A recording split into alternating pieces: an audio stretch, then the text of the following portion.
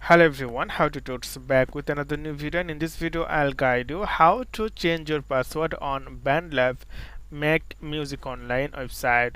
So you can see this is the interface of BandLab account or interface. So what you need to do, you need to click here your profile icon and then click here the settings option, then click here the account, the second one, and scroll down. Then you can see set password.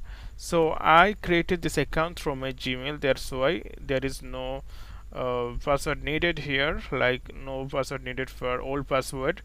So this first time if you create your account through email or other thing, you might be see the option old password, but no, don't worry. If you forget your password, then you can recover. I will create more the video how to recover your password in upcoming tutorial.